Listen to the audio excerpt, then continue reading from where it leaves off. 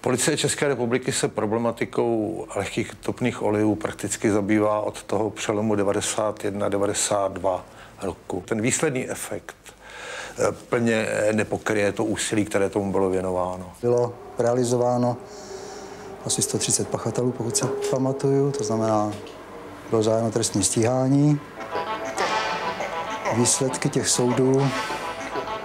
Kolik bylo odsouzeno? Pokud vím, tak odsouzeno nebylo nic. Očekáváte, že by některý z těch 120 byl skutečně odsouzen?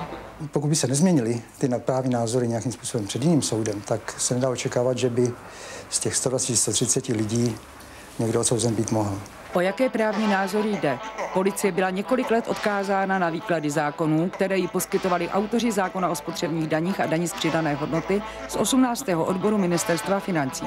Ti od počátku tvrdili, byť mnoha jinými slovy, že stačí motorovou naftu nazvat jinak a daně z ní nemohou být vybrány. Těmto jejich výkladům odpovídalo pak i znění celních sazebníků. Například v roce 1994 z nich úplně zmizela položka pro motorovou naftu a v roce 1993 byly vysvětlivky formulovány tak, že ji také nešlo zdanit. Nám se podařilo objevit muže, který byl, obrazně řečeno, již v roce 90 u dovozu první cisterny nezdaněné motorové nafty. Na tu dobu de facto pionýrskou v těchto kauzích si vzpomínám velice dobře, ale taky velice dobře a rychle jsem na to zapomněl. Proč? Proč? Já myslím, že stačí se podívat do tisku, podívat se na parte, projít si hřbitovy a já myslím, že odpověď je tímto daná. To se už vytvořil potom takový klan, od kterého já jsem utekl. Ale jak to někdo chtěl ve velkém, tak z toho bohužel já mám strach.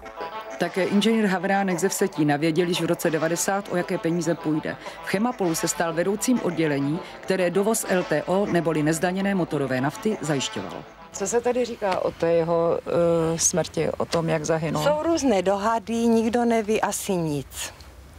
Říká se, že to byla smrt zbytečná, tak hovoří se o tom, že někdo něco udělal s autem. Pokud skutečně souvisí jeho smrt s obchody s naftou, není zdaleka jediná. Ze Vsetina pocházel také inženýr Holý. Také on pochopil už v roce 90, jaké možnosti naše daňové zákony nabízejí. On těch rezidencí měl údajně víc po republice. Ano. A v Praze měl trvalé bydliště a tam ho napadli. Asi moc viděl, tak ho odstranili. Firma Trehol inženýra Holého, jejíž obchody se pohybovaly ve stovkách milionů, měla sídlo ve sklepních prostorách v tomto domě na Smíchově. Dnes o tom vypovídají jen zbytky nápisu na dveřích. Inženýr Holý, jeden ze dvou majitelů firmy Trehol, byl zavražděn na podzim roku 1994, kdy už patrně tušil, jaké nebezpečí mu hrozí.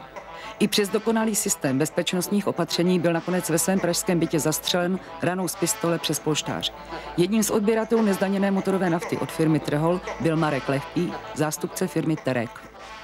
Přibližně do těchto míst dopravili vrahové jednu ze svých obětí. S náloží připevněnou na těle, svázaný do kozelce, prožíval poslední okamžiky svého života Marek Lehký. Vyvraždění jedné z větví obchodníků s nezdaněnou naftou bylo dovršeno smrtí Miroslava Kovaříka. Je známo, že inženýr Kovařík se podílel, nebo své podnikatelské aktivity měl v oblasti lehkých topných olejů, měl kontakty s Chemapolem a Slovnaftem. Řada jeho podnikatelských aktivit směřovala také do zahraničí. U tady těch případů se voda tak nějakým způsobem nezavírá, na těch se dělá stále. Je pravda, že třeba už tam není, jako když vybouchnul Kovařík, nebo to respektive to jeho vozidlo, tak byl tým, který sčítal 40 lidí, což se nedá unést. Ta policie by to neunesla. Dneska ten tým je o hodně zúženější, ale tam dneska ten tým využívá získaných informací z dřívější doby a dalších informací, takže dneska je to spíš věcí analýzy. Když jsem si prováděla víceméně svoje pátrání, tak jsem dospěla ke dvěma jménům. Jedná se o muže a ženu. Ten muž se jmenuje... Jméno nebo pán se tam diskutují a já vám nebudu říkat, v jakým směru a jaký poznatky k tomu jsou a nebo nejsou. To asi by nebylo to správný. Zdaleka ne všichni obchodníci s nezdaněnou naftou skončili jako Kovařík, Lehký, Rechcigl, Kudla, Holý a další. Z některých jsou prototypy úspěšných podnikatelů. Jsem volal policii, tak tady je policie. No. Paní Polevencová, já vím, že se mi chcete vytřívat mojí firmy, ale to se vám nepodaří. Co vás tomu vede? Vaše obchody s olejema. A jak jistě víte, tak se s nima zabývám od začátku vlastně. Čili nezdaněná motorová nafta, lehký topný oleje, to je to, co mě zajímá. Se tam neměla dávat do té kalibry. Proč? Budete mi špatně, už to do důchodu. Ale pane Píček, snad mě nechcete vyhrožovat. Já nikomu nevyhrožuji. No, vy jste mi to říkal už do telefonu. Já jsem vám říkal, že váš pán ředitel nebude mít radost, když to odvysíláte. Nevyhrožujte mi, pane Plíšek. Přes několikaleté pokusy ministerstva financí a některých dalších ministerstev bývalé vlády bagatelizovat výši daňových úniků na nezdaněné motorové naftě se postupně ukázalo, o jak obrovské částky se jedná. Ukázala se bezmoc řadových celníků, kteří v okamžiku, kdy projevili zájem na odhalení jejich pozadí, byli odkázáni do patřičných mezí. Prostě policii nic jiného nezbývalo, než vystupovat na základě názoru, který na jaře 94, to bylo někdy koncem března, vyslovil první náměstek ministra financí pan Jean Klak, který v této době prohlásil, že plátcem je ten, kdo přejmenuje nezdaněný výrobní produkt názvem pohonné hmoty, přestože se vědělo, že už to byly škody v desítkách miliard, tím, že ty daně nebyly za rok 93 zaplaceny. Celá ta kauza už trvá nějakou dobu. Kdo podle vás nejvíc selhal? Tak v tomhletom názoru jsem si celkem jist. Já si myslím, že to bylo ministerstvo financí.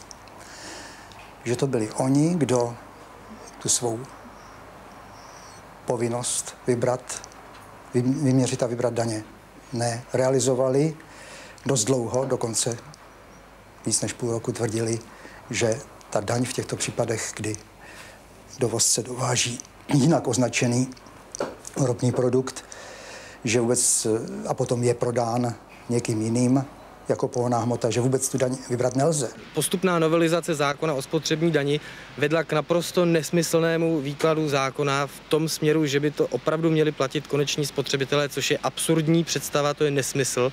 Já si nedovedu představit, jak by někdo prakticky sledoval jednoho každého řidiče u pumpy, který do kanistru nebo do nádrže tankuje naftu a pak ji má někde zdanit.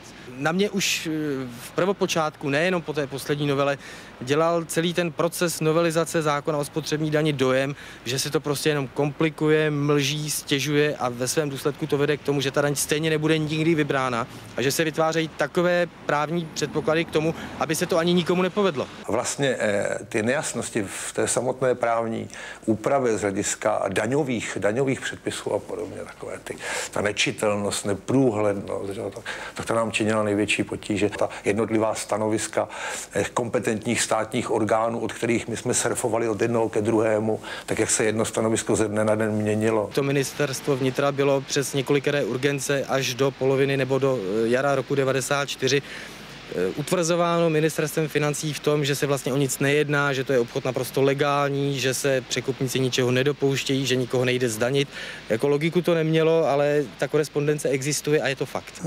Určitě to začalo na ministerstvu financí a oni jsou těmi viníky ztrát těch několika desítek miliard. A pokud se nezmění přístup ministerstva, já doufám, že se změní, už jsou tady jakési signály, tak ta naděje na to, že ty daně budou doměřeny a vybrány, nemůže vůbec ani vzniknout. Ty signály z ministerstva financí jsme se rozhodli vyslechnout.